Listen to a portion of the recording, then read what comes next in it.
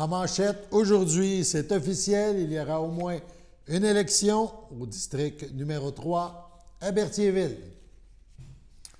Bonjour à tous, bienvenue à votre bulletin d'information sur les ondes de CTRB. Aujourd'hui, le 14 septembre. Il y aura donc au moins une élection à Berthierville le 15 octobre prochain. Au quartier numéro 3, puisqu'au moins, au moment présent, 2 candidats ont sollicité le poste laissé vacant au quartier numéro 3. Donc, Claude Frappier avait déjà signifié son intention officiellement d'être conseiller municipal. Il souhaite un retour à l'hôtel de ville, à ce poste, cette fois au quartier numéro 3. Et Patrick Plante a donné aussi son avis officiel, comme quoi il sera candidat pour le poste de conseiller municipal au district numéro 3. Donc, il y aura élection pour les gens de ce quartier de Berthierville le 15 octobre prochain. Concernant le poste de maire, Pierre Lahaye, au moment de faire ce bulletin, était toujours seul en liste. Les gens, les personnes intéressées à se présenter au quartier numéro 3 ou au poste de maire ou mairesse ont jusqu'à vendredi, ce vendredi, 16h30, pour officiellement déposer leur candidature. Si M. Lahaye est seul, il serait élu à ce moment-là par acclamation. Donc, mais on est certain au moment présent qu'il y aura élection pour les citoyens du district numéro 3 le 15 octobre prochain. Centraide Lanaudière a donné le coup d'envoi à sa campagne de financement annuel. Ça s'est déroulé lors d'un événement qui s'est tenu au centre-ville de Joliette et qui a réuni plusieurs bénévoles, donateurs et partenaires venus apporter leur soutien à la cause. Ces gens ont pu en apprendre davantage sur la mission de Centraide et sur les actions qui seront entreprises cette année pour investir encore davantage dans nos communautés. En visitant des organismes intervenant entre autres en itinérance, les participants ont pu constater que les enjeux sociaux sont complexes dans la Lanaudière et de plus en plus de personnes sont touchées par la pauvreté et l'exclusion sociale. Cette campagne annuelle de financement revêt une importance capitale parce que l'argent recueilli chez nous, dans la Lanaudière, est réinvesti chez nous, dans la Lanaudière. Donc, au final, les Lanaudois qui donnent sont gagnants. Madame Manon Boisvert, directrice générale de l'entreprise en services spécialisés en main-d'œuvre Essor 2, et membre du cabinet de campagne 2023, a incité les gens à donner généreusement. Elle a mentionné « J'invite les dirigeantes et dirigeants d'entreprises de la région à faire comme nous et à ouvrir toutes grandes leurs portes à Centraide. À tous ceux et celles qui le peuvent, donner généreusement. Si chacun faisait un petit geste en se joignant à ce grand projet de solidarité, c'est étonnant tout ce que nous pourrions accomplir », a-t-elle mentionné. L'itinérance fait fort dans la région et c'est la raison pour laquelle l'équipe de Centraide Lanaudière souhaite y mettre un accent particulier. On souhaite faire ressortir les enjeux qui y sont rattachés, tant pour les entreprises, la population, la clientèle que pour les organismes qui tentent de répondre adéquatement à une demande grandissante. D'ailleurs, les participants à la conférence de presse ont été invités à visiter certains organismes venant en aide aux gens vulnérables et à entendre des témoignages qui ont permis de mieux comprendre une situation qui s'avère de plus en plus problématique dans la grande région de la Lanaudière. Donner à Centraide permet d'agir sur les multiples répercussions de cette crise. Un réseau d'organismes communautaires intervient dans un large éventail d'actions et de projets en lien avec la pauvreté et l'exclusion sociale telle l'itinérance. Les dirigeants d'entreprises et d'organisations sont donc invités à se joindre à ce mouvement de solidarité en organisant une campagne auprès de leur personnel. Les entreprises sont également invitées à faire des dons corporatifs. Il est toujours possible de donner de façon individuelle. Pour en savoir plus sur les possibilités que s'offrent à vous ou pour contribuer dès maintenant, on vous invite à visiter le site centraide-lanaudière.com. Toujours à Joliette, les Galeries Joliette proposeront un tout nouvel événement cet automne. Il s'agit du Salon du bien-être animal. Cet événement aura lieu les 6 et 7 octobre prochains dans la cour centrale, près de l'entrée 1 des Galeries Joliette. Pour cette première édition, ce seront une quinzaine d'exposants locaux qui partageront l'espace afin de sensibiliser et d'offrir à la clientèle un vaste choix de services et de produits adaptés à nos animaux de compagnie. Alexandra Côté, jeune femme passionnée par l'entraînement canin et bien connue pour ses participations télévisuelles, dont Animania à TVA en 2020, America Got Talent sur NBC en 2021 et Canada's Got Talent sur CTV en 2023, se représente le 6 octobre pour une mini-conférence sur le dressage canin à 16h. Et un spectacle haut en couleur sera présenté avec ses chiens à 18h. Une toute nouvelle émission sera sur nos ondes sous peu. Ça se fera en collaboration avec TVCL, une télévision des Hautes-Laurentides, une station affiliée à Cogeco, tout comme CTRB. Survie en forêt est une émission de jeux de survie en forêt sauvage sur un magnifique lac habité dans les Laurentides. Pardon. Sous forme de concours de performance, les 3 équipes auront chacune 2 à 3 défis de survie par jour. Chacun de ces défis rapporte des points à l'équipe selon le coefficient de difficulté. Les membres de l'équipe ayant accumulé le plus de points seront les vainqueurs. Il y aura aussi des défis individuels pour lesquels les points seront accumulés par l'équipe. Pardon. Chaque équipe sera munie d'un sac avec un minimum de ressources, tant au niveau équipement que nourriture. Ils devront, au cours des 3 nuits et 4 jours, se nourrir aussi d'éléments provenant de la forêt. Plein d'émotions et de revirements de situation sont attendus. Les 7 aventuriers vivront au cœur de la nature dans un magnifique endroit sauvage et inhabité. On regarde la bande-annonce de cette nouvelle émission.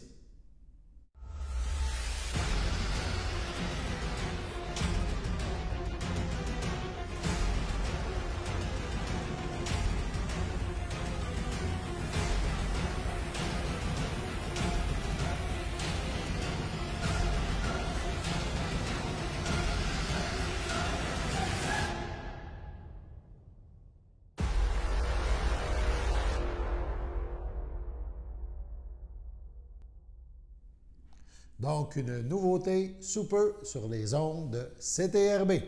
Sur ce, allons à la pause.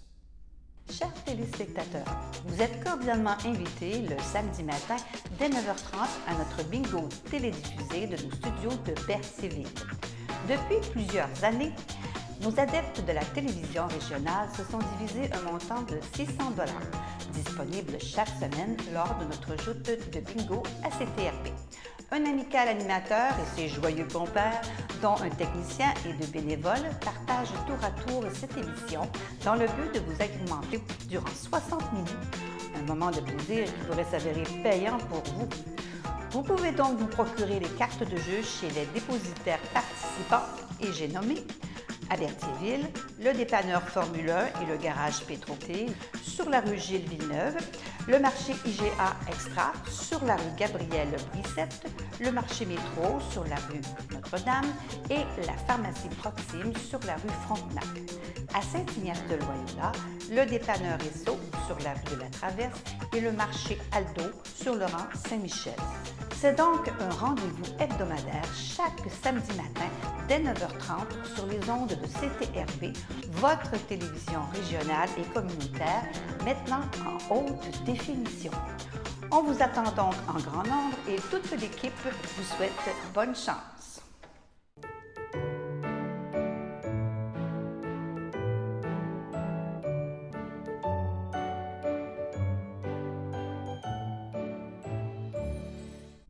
En ce 14 septembre, la FADOC de l'île du Pas désire souhaiter bonne fête à Carmen Chassé. C'est votre anniversaire aujourd'hui, 14 septembre. Eh bien, toute l'équipe de CTRB se joint à moi et vous souhaite un heureux anniversaire. Tantôt, on vous a parlé de survie en forêt. On garde un peu le même cap. On parle maintenant de l'Association forestière de la Naudière. L'association a produit pour les écoles du secondaire un guide pédagogique qui s'adresse dans un premier temps, un guide pour les étudiants de secondaire 1 et 2. Caroline de l'Association forestière de la Naudière nous parle de cette nouveauté. Caroline, merci de nous recevoir à l'Association forestière de la Naudière. Et j'ai entendu parler qu'il y avait un super projet que je pense qu'il est un peu unique au Québec. Là. On entend. Peux-tu nous parler un petit peu de la prémisse de ce projet-là? Qu'est-ce qui a été fait à l'Association de la Naudière? En fait, à l'Association forestière, on réfléchissait à un moyen de rejoindre les élèves du secondaire, qui était une clientèle qu'on allait visiter un petit peu moins. Et on s'est rendu compte que dans le programme scolaire pour les élèves de secondaire 1 et 2, il y avait un module sur le territoire forestier. Et là, au départ, on s'est dit on pourrait faire une activité d'une classe, d'une période pour ce module. Et en lisant le programme, on s'est dit, bien, coudonc, ça touche vraiment notre mission d'éducation sur la forêt, tout le programme qui est un programme de 7 cours. Et on s'est lancé, on s'est dit, ben écoute, ça répond à notre mission éducative à l'Association forestière. Pourquoi ne pas développer un programme complet sur le module forestier?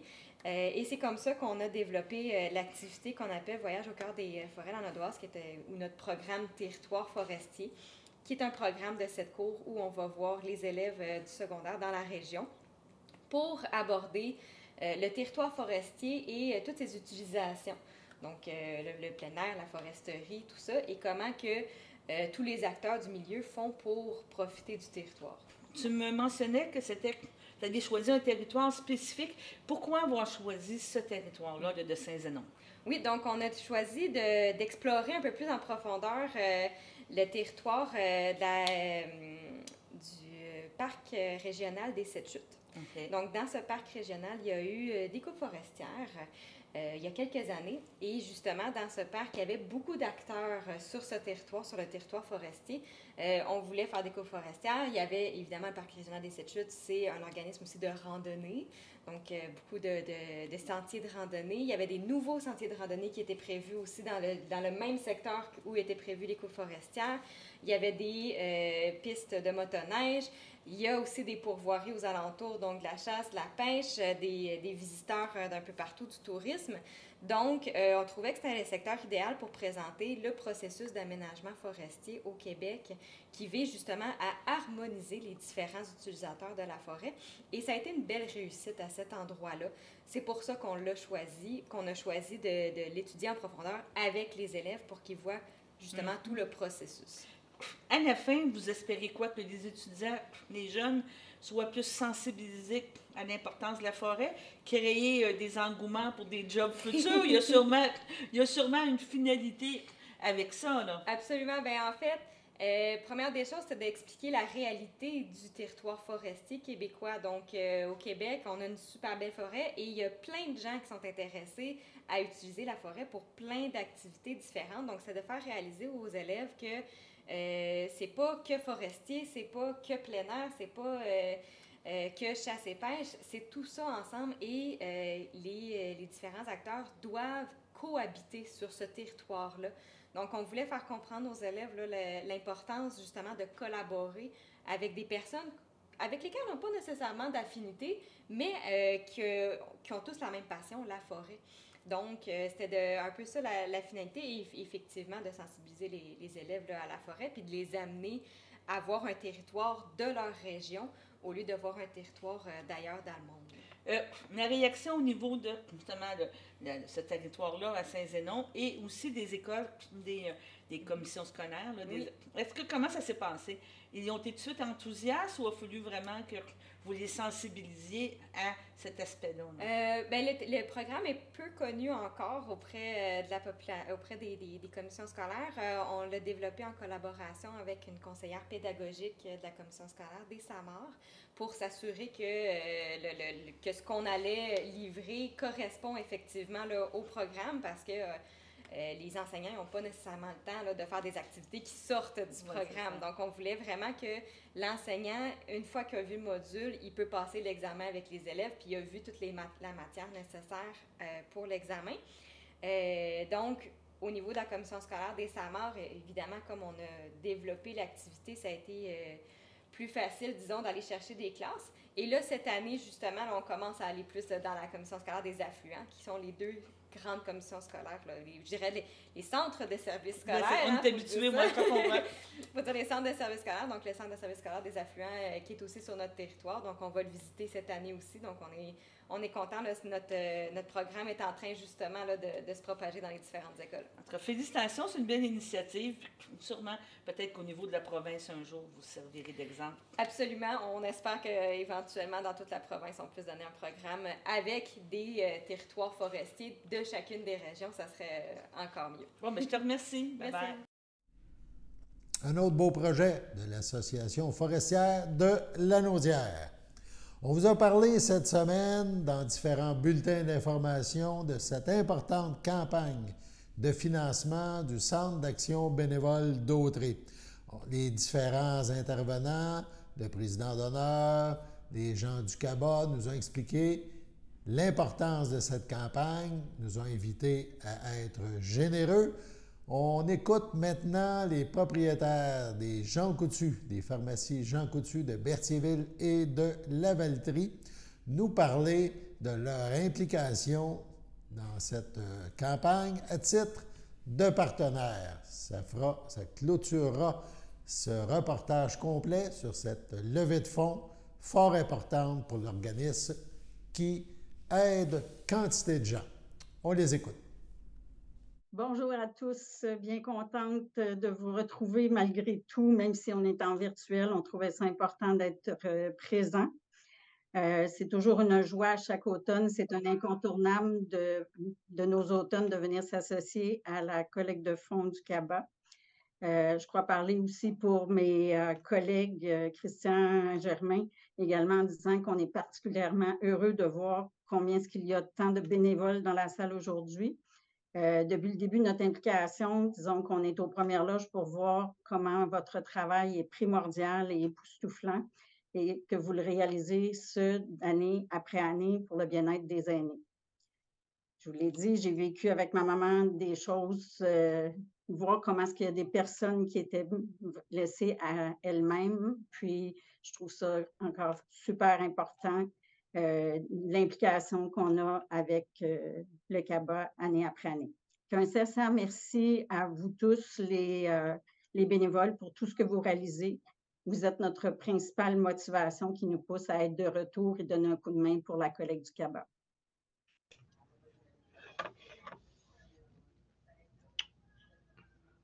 Est-ce qu'on m'entend?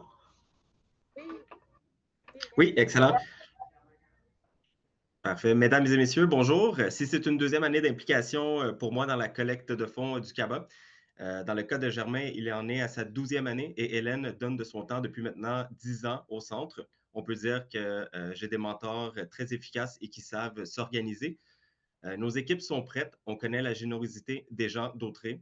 Aidez-nous à épauler ceux qui aident tant les gens d'ici.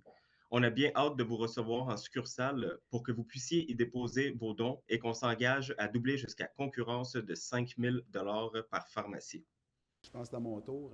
Bon matin, en chair et en os, mais surtout en chair, je suis ici. En effet, les succursales de Berthier et Lavaltrie ont décidé de continuer à jouer les acrobates de la générosité en doublant vos dons jusqu'à 5 000 $ chacun. C'est comme si vous donniez et que la magie doublait votre contribution, et cela sans formule secrète ni de lapin dans un chapeau. Juste un petit don, un moyen ou un gros, on les prend tous. Mais notre tâche n'arrête pas là. Nous allons aussi jouer les acrobates de la téléphonie en sollicitant différents fournisseurs et partenaires. Bref, notre marathon téléphonique est pour une bonne cause. Qui plus est, nous ouvrirons nos portes aux bénévoles du CABA afin de vous solliciter. Vous pourrez ainsi rejoindre le club sélect des fiers contributeurs du CABA et devenir, vous aussi, les artisans de la générosité. Nous vous attendons dans nos succursales en grand nombre pour cette campagne de financement qui sera, j'en suis sûr, inoubliable. Et je conclurai sur cette phrase qui est très symbolique. Donner, c'est recevoir. Bien, je pense que c'est vraiment la mission qu'on a comme ambassadeur, mais on a besoin de vous pour ça. Merci à tous. Donc, donner, c'est recevoir, a mentionné Germain Chartier, propriétaire du Jean Coutu à Berthierville. On vous invite à être généreux lors de cette sollicitation du Centre d'action bénévole d'Autrey. On parle justement, autre nouvelle concernant le CABA, on parle d'une activité, on peut dire quasiment de Noël, oui, on s'en va vers là. Donc, c'est une invitation du Centre d'action bénévole d'Autrey. On vous invite à découvrir le marché de Noël allemand. Ça se déroule, ça, dans le Vieux-Québec. Et l'événement, on organise un groupe qui se rendra à Québec pour ce marché de Noël le vendredi 24 novembre 2023, donc un mois exactement avant la soirée de Noël. Donc, venez découvrir ce marché de Noël allemand, assister au spectacle de Nicolas Pellerin et les Grands Hurleurs. Donc, on parle d'un départ en autocar à 13h. Donc, il y aura du temps libre à 15h15 rendu dans le Vieux-Québec et aux abords et dans le marché de Noël allemand. Évidemment, il y a encore du temps. On vous invite déjà à vous habiller chaudement, à vous apporter eau et collation si nécessaire. Il y aura un souper à 17h30 aux frais des participants dans un restaurant de votre choix. Le spectacle aura lieu à 20h, le spectacle de Nicolas Pellerin et son groupe, les Grands Hurleurs. Ça se déroulera au Théâtre du Petit Champlain. On prévoit un retour à Berthierville vers minuit. Le coût est de 100 $ par personne. Il faut cependant noter qu'en cas d'annulation, rendu là, on ne sait jamais, le temps peut jouer des vilains tours. Donc, si le transporteur annule à cause d'une tempête, le coût du spectacle, le 35 $, la valeur, lui, ne pourra être remboursée. Pour s'inscrire à cette journée dans le Vieux-Québec, on a la date limite d'inscription est lundi le 2 octobre. Téléphonez au 450-836-7122, 450-836-7122, ou si vous êtes de la Valtrie, 450-875-0921. Donc, une activité du CABA. Sur ce, passons à la pause. Connaissez-vous notre frigo partage? C'est un frigo qui permet de lutter contre la faim et de contrer le gaspillage alimentaire. Les personnes peuvent se servir gratuitement selon leurs besoins. Nous avons besoin de vous pour le remplir. Nous acceptons les fruits, les légumes, les cannages, les produits céréaliers, les produits laitiers et les denrées non périssables. Nous n'acceptons pas les plats cuisinés à la maison, les produits déjà ouverts, les produits périmés, l'alcool, la viande et le poisson. Nous sommes ouverts du mardi au vendredi de 13h à 16h et les jeudis jusqu'à 18h30. Le frigo est situé à l'intérieur de notre comptoir meuble au 555 rue Montcalm en passant par le stationnement.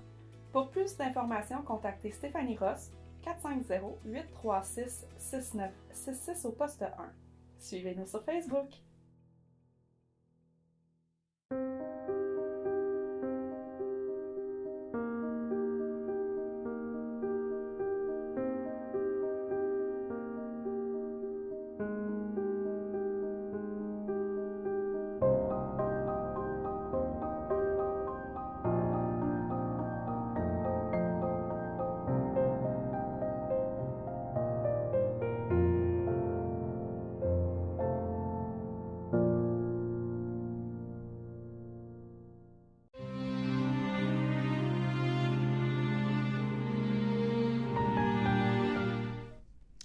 au pavillon Sainte-Marie de Trois-Rivières le 31 août dernier, à l'âge de 76 ans.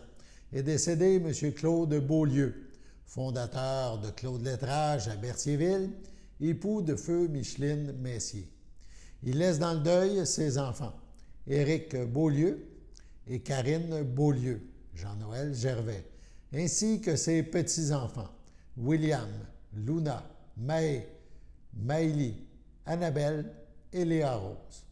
Ses beaux-frères, belles-sœurs, ses neveux, nièces, autres parents et amis. La famille vous accueillera samedi, le 23 septembre, dès 11h, au complexe funéraire F. Thériault à Berthierville, rue Notre-Dame. Suivra une cérémonie en la chapelle du complexe à 14h. Les cendres de M. Beaulieu seront déposées au columbarium F. Thériault à Berthierville. Sur ce, passons à la météo.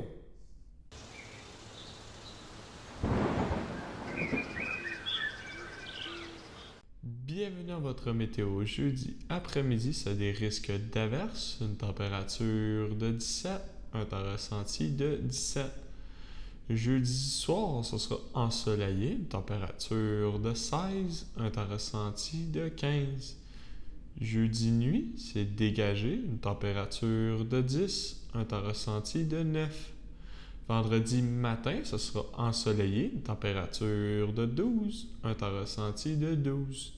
Vendredi après-midi, ce sera ensoleillé, une température de 21, un temps ressenti de 21.